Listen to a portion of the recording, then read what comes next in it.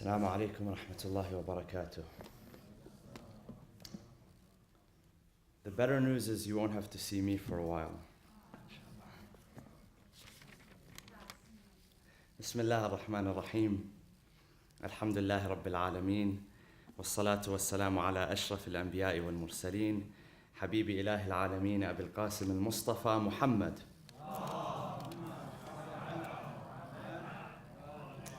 وعلى أهل بيته الطيبين الطاهرين المعصومين المنتجبين. أعوذ بالله من الشيطان الرجيم. بسم الله الرحمن الرحيم. ويل لكل همزة لمزة الذي جمع مالا وعدده. صدق الله العلي العظيم. وصلوا على محمد وآل محمد.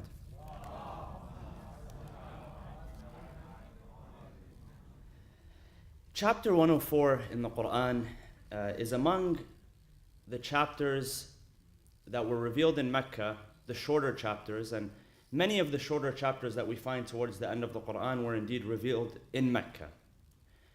And it is named after an act of slander, humaza, which refers to slander. In fact, it refers to a specific character, even though the Quran is speaking in general terms. And that is the case for the Quran, is that even though specific characters are either named, mentioned, or they are alluded to, and in both cases the Quran is being general. And the reason is because we tend to get caught up or hung up with names that are mentioned in the Quran or not mentioned in the Quran. And I've mentioned this before, is that some people ask, if this concept is so important, why isn't it mentioned by name in the Quran? Or if this person that we follow is so important, why isn't he or she mentioned by name in the Quran? And a person, simply the answer is, a person doesn't have to be mentioned by name in the Quran in order for them to be significant. And the Quran doesn't need to mention them by name to criticize them, because the Quran is criticizing the behavior, not the person. In addition to the person, but also the behavior. So, for instance, the Quran mentions Surah Lahab, Surah Al-Masad, where it mentions Abu Lahab, Tabbat yada abi lahabin wa tab. It curses the hand or the actions of Abu Lahab, who was the uncle of the Prophet. But then it describes him in a way that it also describes others. Ma aghna anhu maluhu wa ma kasab. That his fortune, he was a wealthy man, his fortune did not come to his aid. What he did, kasab, is action to create something. It does not, or it will not come to his aid. And that's also reverberated in this chapter as well. Surah Al-Humaza, chapter 104. And if you read the commentary, because the commentary refers to the explanation of the verses, and there's a tradition how we understand what the Quran is referring to or who the Quran is referring to. There's a tradition that comes with that. So scholars across the centuries who are well-versed in the Quran itself and well-versed in the history and well-versed in language, they produce what we call a tafsir, a commentary. And that's how we understand what the verses or who the verses are referring to. And in this specific case, two personalities are mentioned. One is Al-Akhnas bin Shurayq and the other is Al-Walid ibn al-Mughira. That this person was a slanderer, meaning that, and these were both people who lived during the time of the Prophet. And we know that during the time of the Prophet, not everything was fine and dandy, and not everybody that had come in contact with the Prophet, contrary to some belief, not everybody that had come to the Prophet or was a companion of the Prophet or surrounded themselves with the Prophet and the closer companions and the Ahlul Bayt, not everybody came to do so with well intentions. And so the slandering backbiter refers to either one of these two, but it really doesn't matter who it is, because the Quran is talking about a behavior. It's talking about a characteristic. And it outlines the behavior in the next few verses so that it's a warning for us, even if we don't share the same name or we don't come from the same tribe as the person who is mentioned or alluded to in the Quran, that we beware of that type of character or that kind of behavior. And it's very interesting because if you look at the verses of the Quran does speak about issues which concern life, the life cycle, community building, issues that pertain to the protection of a community, the building of a community, the initiation of a community, life matters, such as, for instance, matters which pertain to inheritance, how inheritance should be split, specific numbers that are mentioned, or laws concerning marriage or divorce or breastfeeding or child rearing or spousal treatment of one another or treatment of children or treatment of parents or the ethics of war, the ethics of going into battle, spoils of war. There are many verses which describe the legal aspects of Islam. But if you count those verses, they don't exceed about 550, around that number, which speak about the ahkam, which are the nominal rules which are established out of the thousands and thousands of verses in the Quran.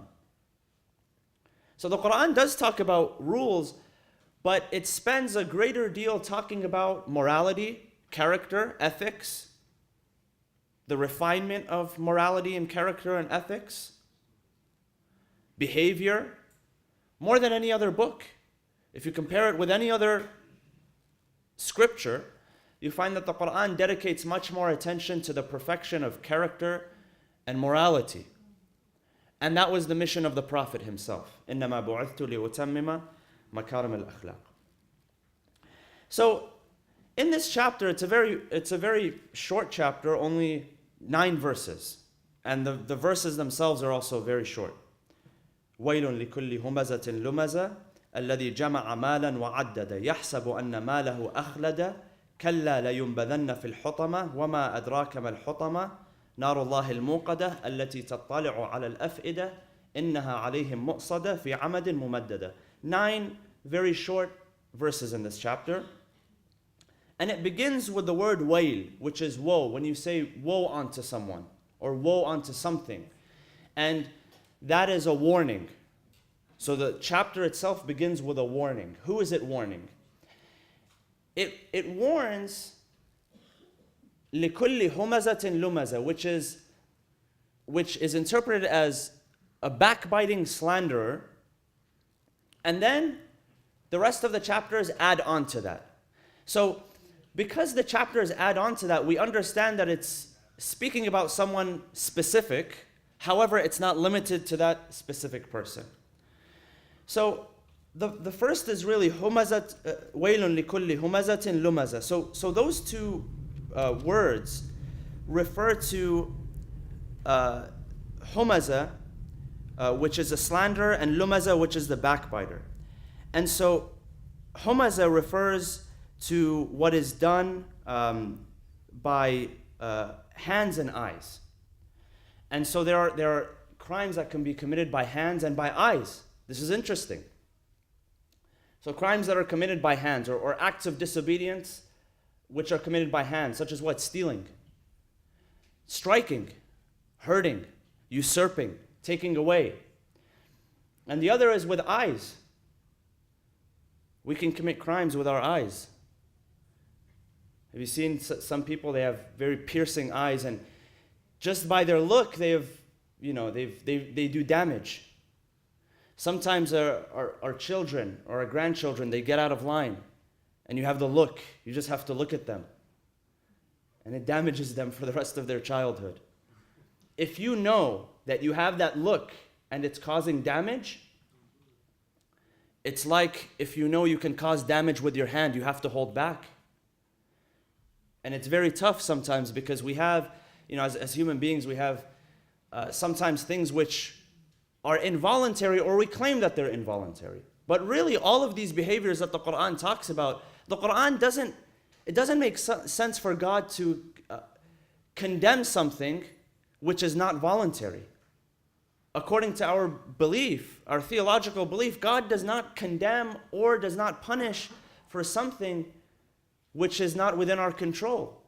So when the Quran is mentioning that you can do damage with your hand, which is obvious, stealing, but also something more subtle, which is damage with your eyes, that means that you can always control your gaze.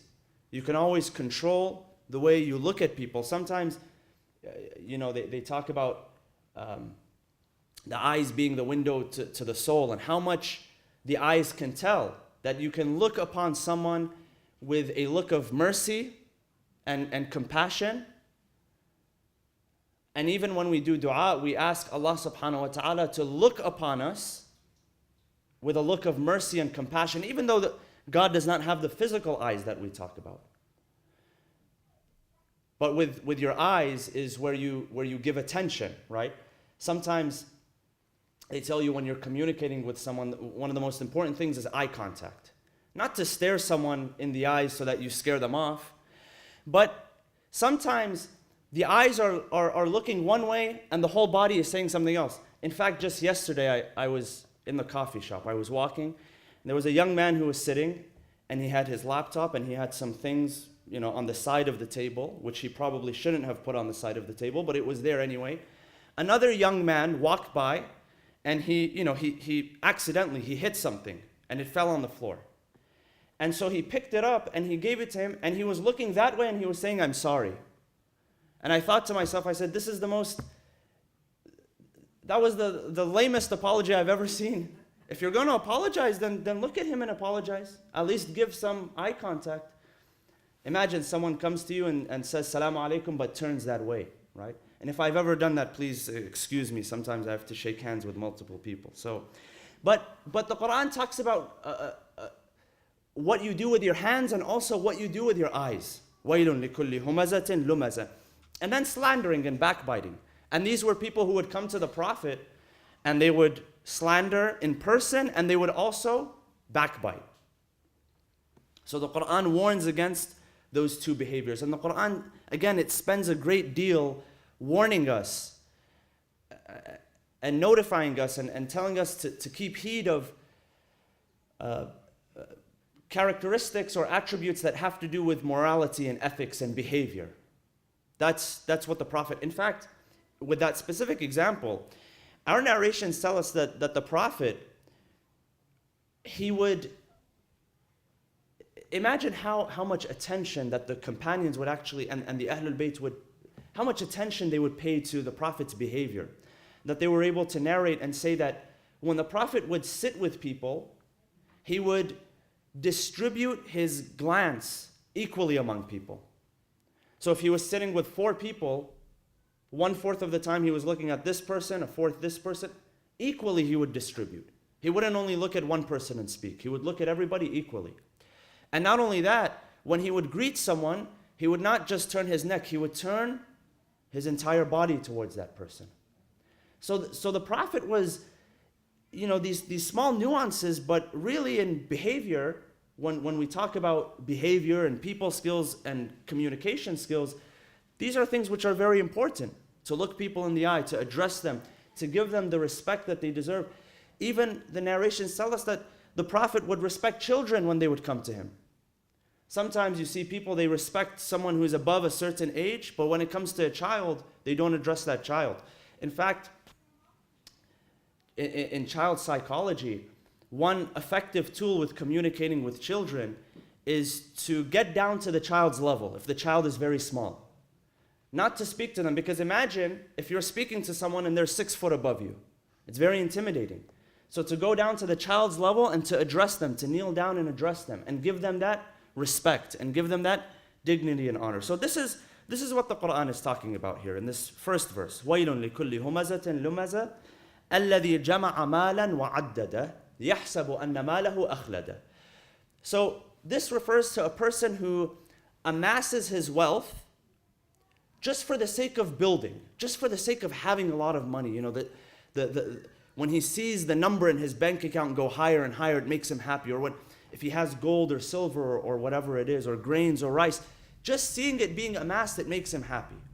And he thinks, the Quran says, so it doesn't say it's bad to create wealth. He says that thinking that that wealth is going to make him immortal, that it's going to give him long life. And it's so interesting that this is being mentioned in the Quran, because today, if you do your research, with technology and with AI and all of this stuff, one of the things that companies are seriously researching is immortality. So, as one person put it, he's a billionaire, he said, we are going to cure death. Imagine. As if death is a sickness, as if it's an illness, as if it's a disease. We are going to cure death. And they're working on, of course, curing many illnesses. And there's a virtue in that if they're able to cure, cancer and Alzheimer's and those. But not with the intention of immortality. If you think about it, it's probably something that will never be achieved. يَحْسَبُ أَنَّ مَالَهُ أَخْلَدَهُ. So, and if you read about it, it's actually something that goes back many, many years. I was just reading about it actually, and it said that among the first instances of someone trying to achieve immortality actually goes BC, 200 BC, a Chinese emperor who consumed mercury, thinking that mercury would give long life. And we all know today, modern science tells us how poisonous mercury actually is. And that one of them was buried in a tomb that was surrounded by liquid mercury, which made it very problematic for them to excavate the tomb because nobody can go in contact with that mercury. And they're talking about cryopreservation and freezing, and in order to achieve immortality. يَحْسَبُ أَنَّ مَالَهُ أَخْلَدَهُ كَلَّا لَيُنْبَذَنَّ فِي الْحُطَمَةِ. So hutama here is a word, one of the names of the hellfire. So if you read the Quran, you'll find that the Quran uses many different names in order to describe that one thing, the hellfire. And that word hutama means what? What does hutama mean? When we say tahtim, to crush, to completely destroy, to crush. Meaning that everything that he has amassed, thinking that it is going to cause him immortality. It's interesting because immortality, the idea of immortality, one psychologist was writing that the idea of immortality, it naturally appeals to the human psyche. And he was writing an article about one of these extremist groups who their name is not even worth mentioning. But he was saying that the way that they recruit young men and reward them is they tell them that if you go out and fight, we are going to reward you with wives and concubines and slave girls. And he was saying that as a psychologist, he was writing this article, he says that, why is that significant? Because what that represents, having wives and having children, is immortality and perpetuating one's genes into the future. And psychologically that appeals. When a person knows that their name is going to carry on forever. There's something about us that we're hardwired. Maybe it has something to do with our survival instinct going back thousands of years. So that's why immortality, some people see it as, if I could only live an extra 5 years, or if I can only live an extra 10 years or 15 years, what I would be able to do. كَلَّا لَيُنْبَذَنَّ فِي الْحُطَمَةِ. God says, all these high hopes that you have. Yes, of course, we take care of our bodies, we take care of our health. We or at least we should try, to stay in good health, to exercise on a regular basis, to try to eat in a healthy manner. But understand that no matter what you do, it's very limited, all right? One of the people that was obsessed with immortality was Fir'aun, the Quran tells us. When he said, أَنَا رَبُّكُمُ الْأَعْلَى, that I am your highest Lord.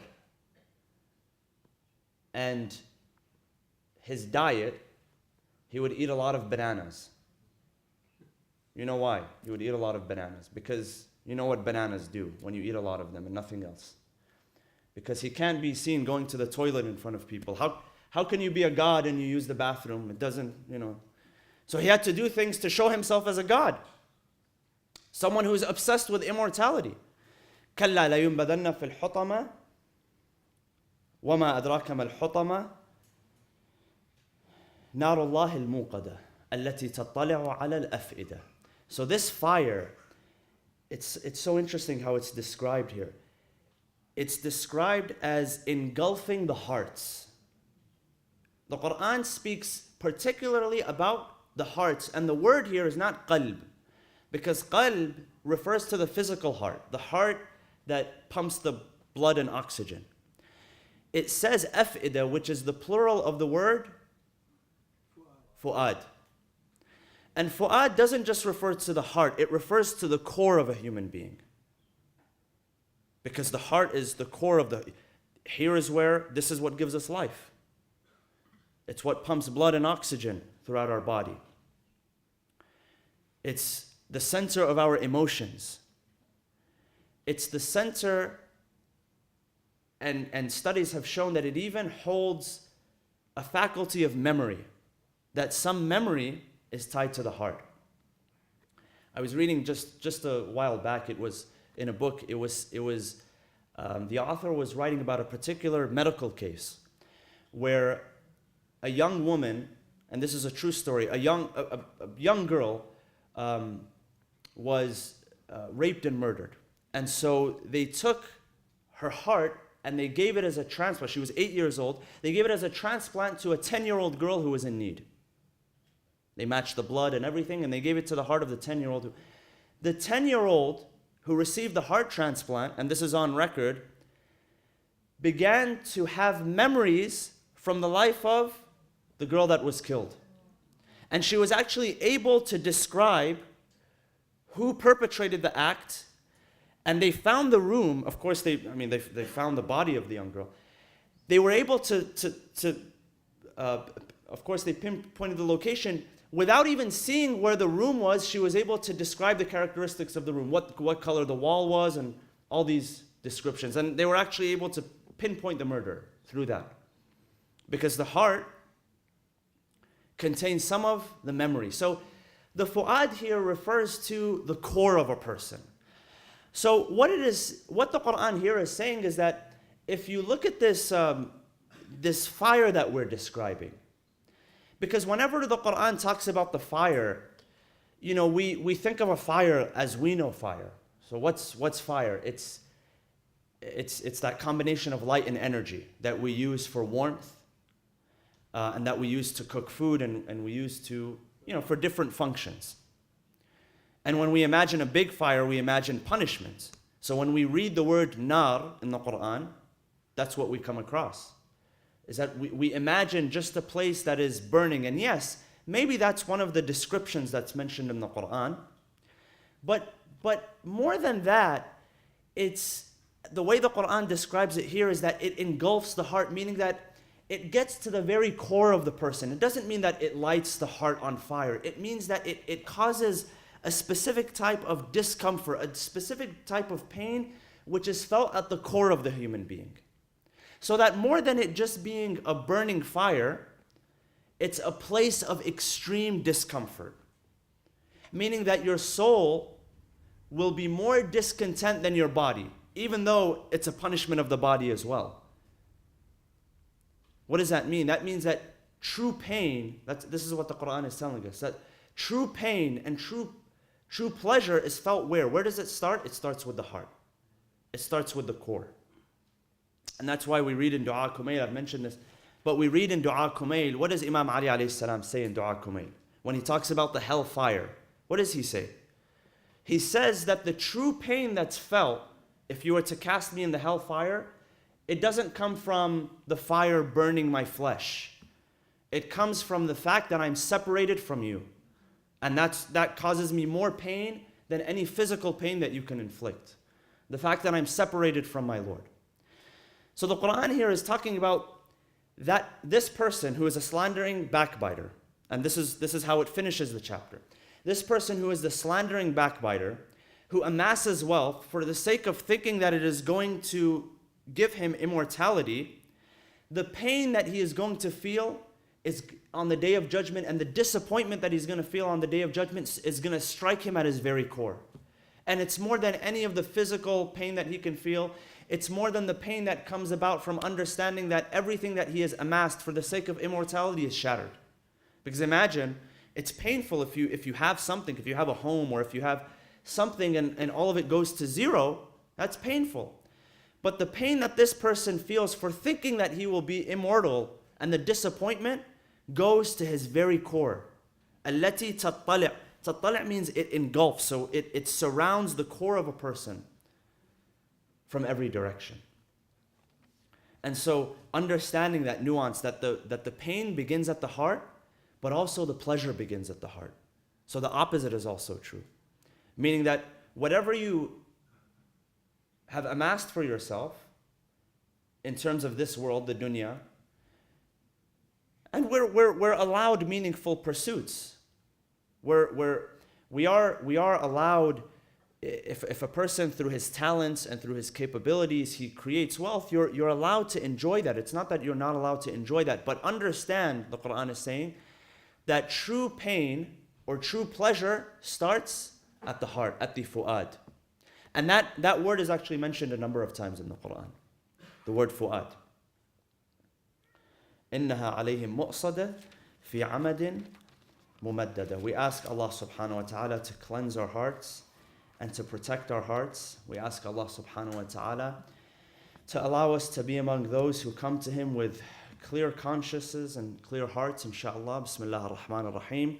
وَالْعَصْرِ إِنَّ الْإِنسَانَ لَفِي خُسْرٍ إِلَّا الَّذِينَ آمَنُوا وَعَمِلُوا الصَّالِحَاتِ وَتَوَاصَوْا بِالْحَقِّ وَتَوَاصَوْا بِالصَّبْرِ وَصَلُّوا عَلَى مُحَمَّدٍ وَآلِ مُحَمَّدٍ.